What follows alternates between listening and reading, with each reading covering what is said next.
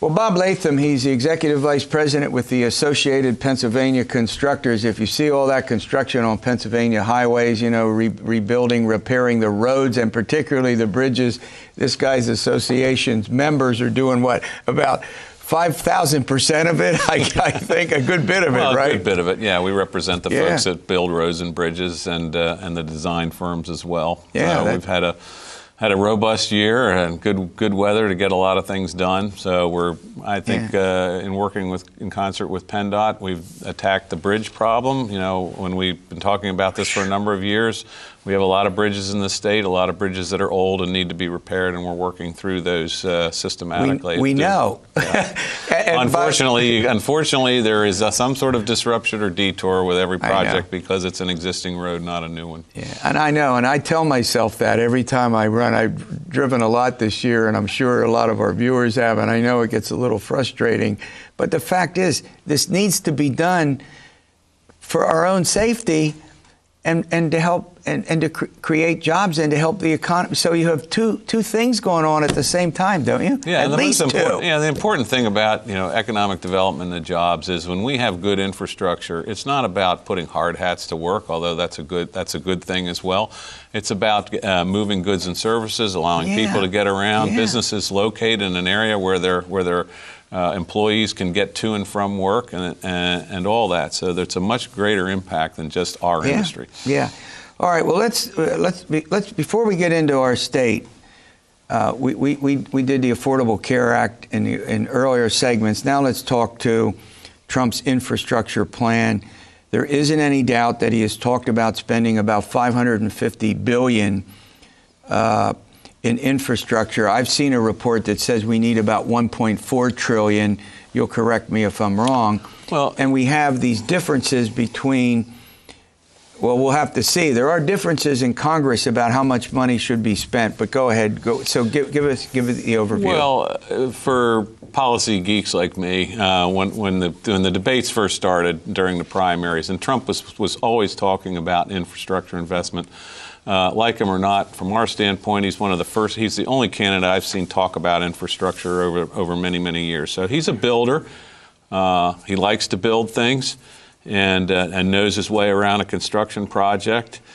So we think that this will take root. The other thing that we like about this, or our chances for this coming to fruition, is it's a bipartisan issue. Secretary Clinton talked about infrastructure investment, and in Congress, many people have been talking about it for a number of years. They talk about it in the context of tax reform, specifically monies that are being held overseas that could be brought back under a tax reform package between Congress, a Republican Congress, and a Democrat President, Obama.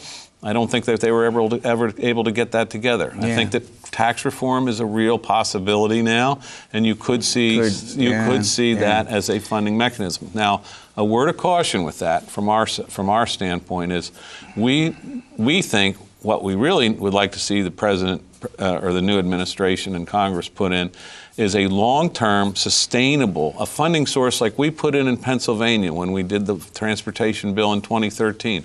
Goes off into the future. We don't need another one-off so that in 5 years the thing goes away. Well, his program, he does have a 10-year proposal, as I understand it, 10 years out there. Go ahead. Right. I mean, what we keep seeing, 10 years is obviously better than a shorter period of time, but it takes 5 years or so to plan a project, to get it through the permitting process. One of the things that they could do, we're looking at a lot of possibilities of regulatory reform. So looking at some of the streamlining of the environmental process, not doing away with it, but simply streamlining and getting some of the red tape and moving projects more rapidly. So there are two things. We think there's a possibility to get a funding bill through, and some of the regulatory reform could help speed those projects up. Now, and by the way, just as a historic note, a guy named Dwight Eisenhower, who was a Republican, was the guy who first, the biggest expansion of an interstate highway system took place under his Absolutely. And again, what we say, it was a bipartisan effort. Yeah. Senator Al Gore Sr. Worked hand in hand with President Eisenhower in order to move that bill through Congress. So all things being even, given what's going on in Congress, and we don't know much, the new administration, we're still getting, they're still going through the cabinet and all this election. Right. Are you optimistic that something will get done? I mean, you've lived through a whole series of these over the course of your tenure, proposals and the like. Yes, and again, I go back to I've never seen a presidential candidate lay this out while in his candidacy. Everywhere he went, every speech you saw him make, every debate he talked about this. Sometimes being criticized for it by some, the more conservative side of the Republican Party. So I think he'll make good on it. Again, he's going to need some wins. I mean, obviously, there's already some blowback on some of his choices, some other things he's doing. He's going to need a win, and this can be a win. This is an economic development piece. It's a safety. It's a quality of life. And again, we're seeing Minority Leader Pelosi say this is something we want to work with the administration on. So yes, we're very optimistic.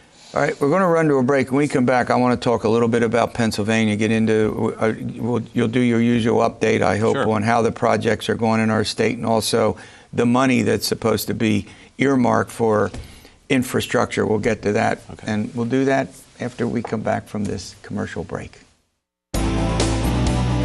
This broadcast of Pennsylvania Newsmakers is brought to you by the Pennsylvania Medical Society. Inspired physicians committed to the good health of Pennsylvanians and the advancement of the practice of medicine. And by the Pennsylvania Healthcare Association, advancing quality, improving lives.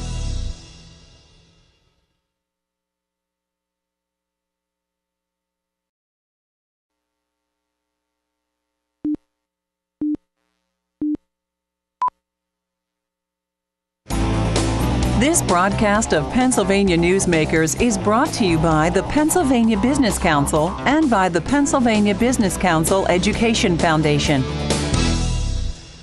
I'm here with Bob Latham with the Associated Pennsylvania Constructors. We're talking about roads, bridges, all sorts of things. And before we get on, this is not just about roads and bridges. We've been focusing. Go ahead. What's it? When you talk about the national infrastructure project that the president-elect's talking about, he really focuses on airports. And then we also have to remember that the Highway Trust Fund at the national level also funds our public transit system. So we always look at it from our coalition, the people we work with here in Pennsylvania, as a system, not just roads, not just transit individually, but it all has to fit together. That is a great point. And non-transportation infrastructure, our water, our wastewater, very important to the environmental aspects and quality of life. We have two things I want to get to quickly. Yeah. How are the projects going in Pennsylvania? You happy with what's going on so far? We have a lot of work going on. Again, back to the 2013 legislation that was passed. We're about a third more than we would have been if we hadn't passed that. So yes, it's going very well.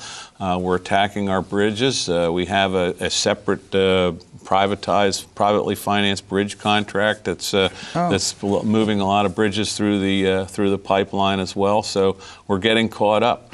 We have a lot to do. Unfortunately, with the pension situation we have in the Commonwealth and the budget and the general fund budget deficit, which is starting to get some attention, there's been some siphoning off of money. I want to go there. And what the legislature did this year was they put language in that said, okay, we're not going to raise it anymore. We put a cap on that amount of money that's going to come from the highway fund to the general fund, to pay for the state police, and then over a long period of time walk it back. We want to be diligent to make sure that we hold that cap at least, and maybe even accelerate that a little bit. Let me stop you there, just so people understand. There's money that has been appropriated. Basically, what we have, we have what we call the motor license fund, which is the highway fund. That's PennDOT's capital program, and what happened since the transportation funding bill, or what we call the gas tax bill, about $175 million a year over the last 3 years. More has been taken out of there and over to the general fund. So that's about $500 million over that period of time. So we could have moved a lot of projects if we had that money available. So, but the good news is that the legislature and the governor recognize that kind of enough is enough, and we're going to stop that and kind of slowly walk it back. Right. So, they realize that the money is supposed to go into roads and bridges. That's what the folks wanted. That's what the legislature. Go ahead. Right, and we've done some public research. We find that most people think that if I'm going to pay a gas tax, I'd like to see road improvements and not just send the money over into the general fund. We do need to find a way to fund our state police. There's no doubt about it. It's not but either it can't or, be a rob Peter to pay Paul issue. And it's not an either or. Right. Well, okay, you get your assignment. You got to keep us updated. Okay. Your assignment is you come back and keep us updated on all these important changes, and particularly what's going on in Washington and how it affects our state. All right, we'll see you next week for another edition of Pennsylvania Newsmakers, and as always, stay well.